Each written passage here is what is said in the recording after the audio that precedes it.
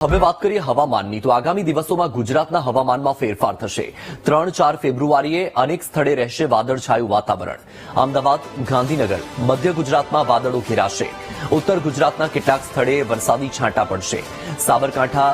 પંચમહાલમાં વરસાદી છાંટા પડશે તો રાજ્યના અન્ય ભાગોમાં પણ માવઠાની શક્યતા નહિવત છે રાજ્યમાં આગામી દિવસોએ ઠંડીનું જોર વધશે તારીખ 5, 6 અને 7 ફેબ્રુઆરીએ ઠંડીમાં વધારો થશે 23 ફેબ્રુઆરીએ ફરી પશ્ચિમી વિક્ષેપ આવતા અસર થશે અંબાલાલના મતે ફેબ્રુઆરીના અંતમાં માવઠા જેવી સ્થિતિ બનશે માર્ચ અને એપ્રિલમાં પણ માવઠાની સંભાવના રહેશે તારીખ 3-4 ફેબ્રુઆરી માં લગભગ ગુજરાતમાં વાદળો આવવાની શક્યતા રહેશે અમદાવાદમાં તો આજે જ વાદળો આવવાની શરૂઆત થઈ ગઈ છે ગાંધીનગરમાં વાદળો આવવાની શક્યતા રહેશે મધ્ય ગુજરાતના ભાગોમાં વાદળો આવવાની શક્યતા રહેશે અને રાજ્યના મહત્ ભાગોમાં વાદળો આવવાની શક્યતા રહેશે પરંતુ કમોસમી વરસાદ અંગે જોઈએ તો પૂર્વીય રાજસ્થાનના સરહદના ભાગોમાં કંઈક છાંટા પડી શકે છે સાબરકાંઠાના ભાગો કે કંઈક પંચમહાલના ભાગો અને ઉત્તર ગુજરાતના કંઈક ભાગમાં છાંટા પડવાની શક્યતા રહેશે જ્યારે અન્ય ભાગમાં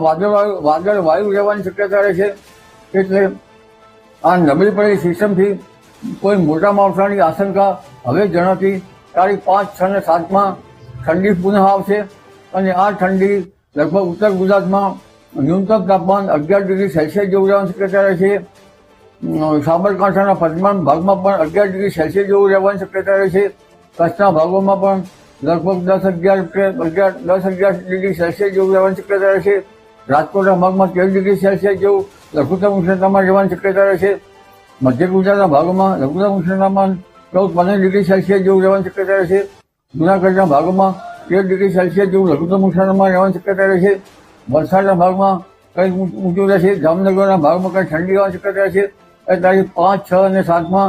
ઠંડી સવારના ભાગમાં આવી શકે છે જો કે મહત્તમ ઉષ્ણતામાનમાં પણ ખાસ મોટો વધારો થશે નહીં લગભગ 28 ડિગ્રી કે 29 ડિગ્રી સેલ્સિયસ જેવું મહત્તમ ઉષ્ણતામાન રહી શકે છે 10મી ફેબ્રુઆરીથી મહત્તમ ઉષ્ણતામાન વધી શકે છે અને કોઈ ભાગમાં 32 ડિગ્રી સેલ્સિયસ જેવું મહત્તમ ઉષ્ણતામાન થઈ જવાની શક્યતા રહેશે આ ઉપરાંત અન્ય પશ્ચિમ વિક્ષેપ અંગે જોવા જઈએ તો તારીખ 23મી ફેબ્રુઆરીથી ફેબ્રુઆરીના અંત સુધીમાં એક અન્ય પશ્ચિમ વિક્ષેપ આવશે જોકે વચમાં કેટલાક પશ્ચિમ વિક્ષેપ આપ્યા જ છે તારીખ 10-11માં પણ પશ્ચિમ વિક્ષેપ આવશે પરંતુ ફેબ્રુઆરીના અંતમાં એક મધ્યમ કક્ષાનો પશ્ચિમ વિક્ષેપ આપતા પુનઃ માવઠા જેવી સ્થિતિ સર્જાય કે વાદળો ઘેરાય એવી સ્થિતિનું પણ નિર્માણ થઈ શકે છે માર્ચ એપ્રિલમાં પણ કમોસમી વરસાદની સંભાવના રહે છે વાત અમરેલીની તો અમરેલી લેટર